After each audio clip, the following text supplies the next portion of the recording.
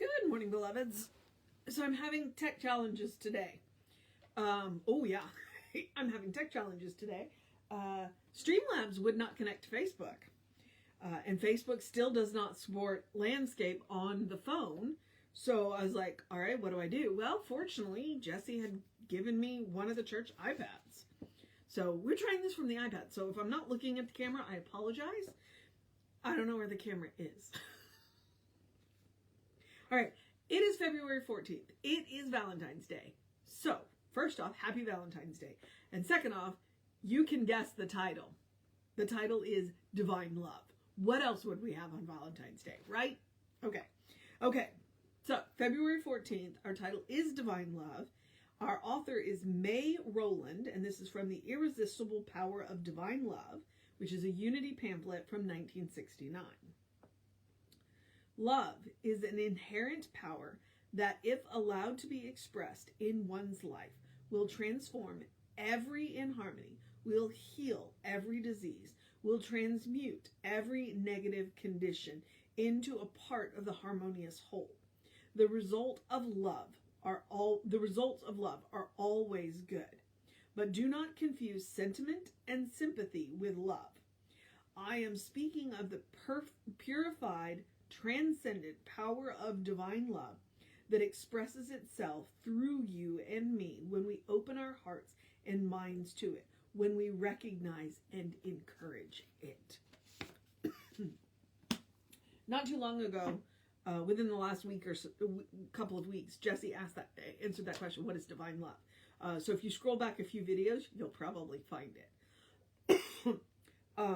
Because he did it in a regular Sunday service, and I thought it was such an amazing answer that I snipped it out so that we could put it on the social medias. What is divine love? Okay, well, divine love is unconditional. Every other kind of love, and the Greeks had like 14. That may be a slight exaggeration, but not really. Because they had romantic love and erotic love and sibling love, familial love, family love, the love between two friends, the love of learning, so that there's a bunch of different kinds of love. The only one, agape, the divine love, that is the only one that is not conditional. There are no conditions on divine love. And that is the most important thing about divine love. There are no conditions on divine love. Why is that important?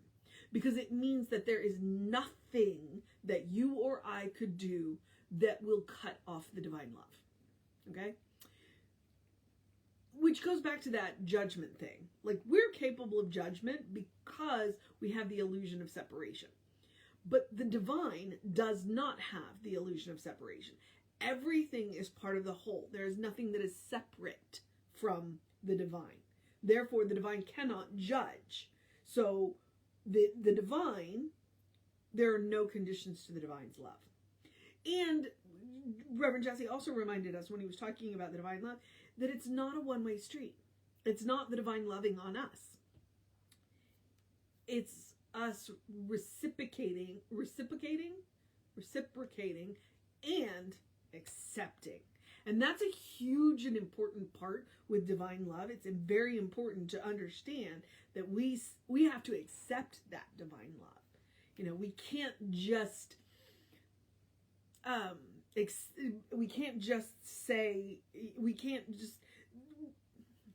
no, that's not true. We can rebuff divine love. We can, because we can create that illusion of separation between us and God. So I can go back to my metaphor of stepping on the hose. But the divine can't not love us.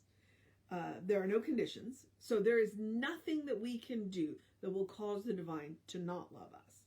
Because we are an integral part of the divine. We are not separated from the divine. So the divine will always love us. Because it created us. And then turned us loose and said, here, take all of the love that I can give you. No, take all of the love that you can accept and go and do. And the divine didn't say, do what? The divine just said, take all the love that you can accept and go and do. Do whatever it is that you want to do. Frequently, I have said that our talents are gifts from the divine.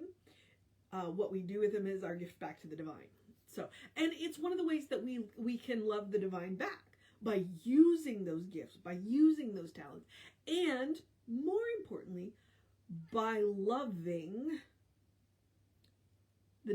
all of the things that the divine has created. Meaning each other, all living things, just, the planet in general, and at least making good use of the inanimate.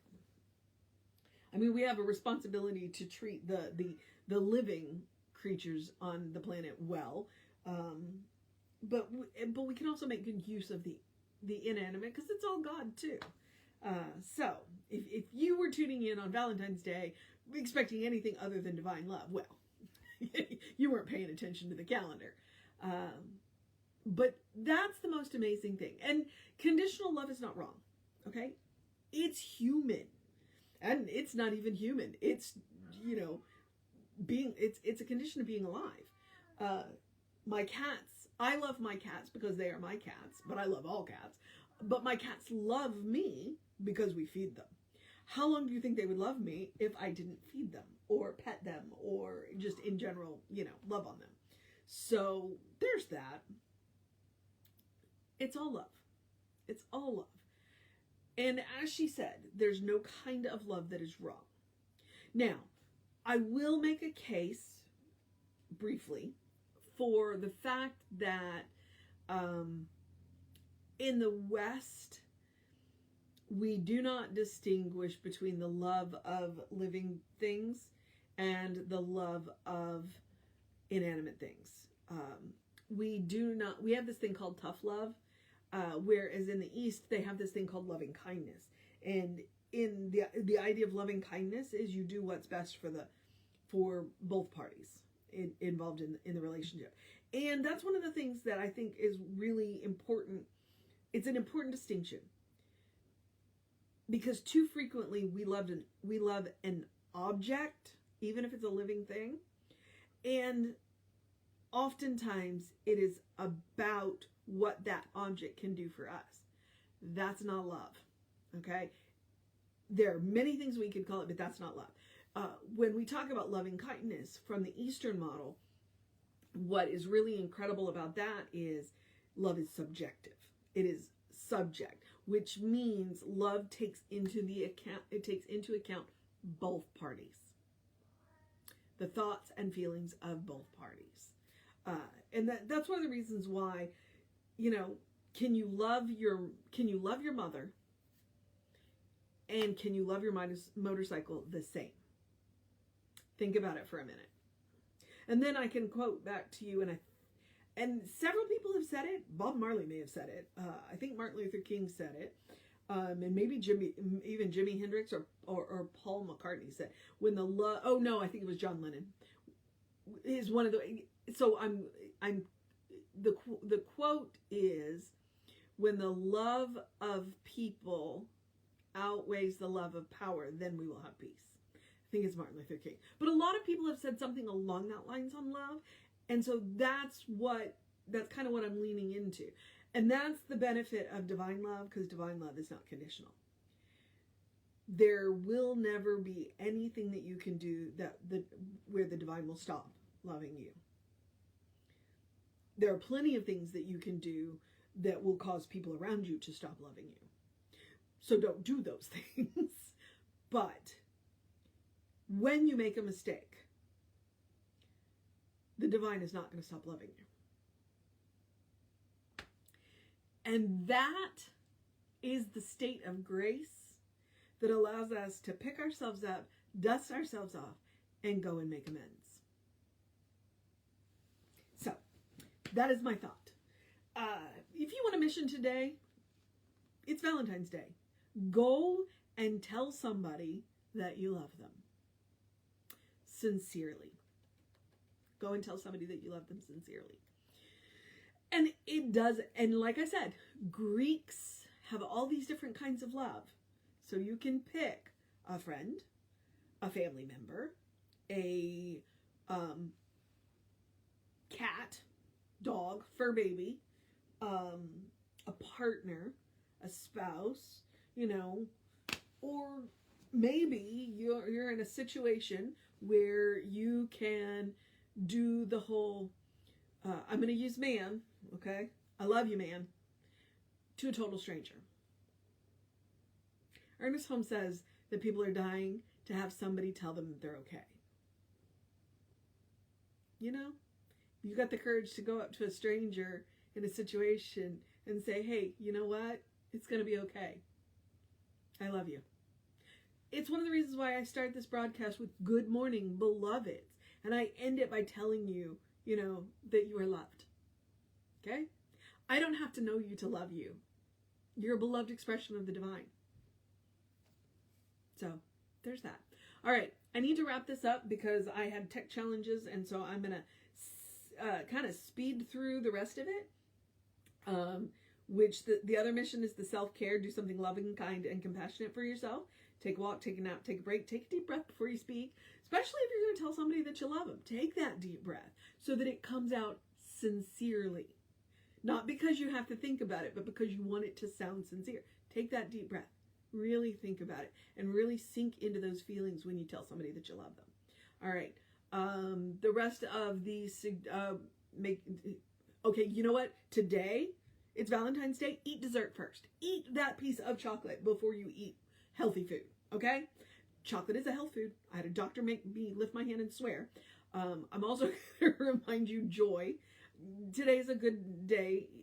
And because it is Valentine's Day, if the person that you love is no longer with you physically, know that they are still with us in our hearts.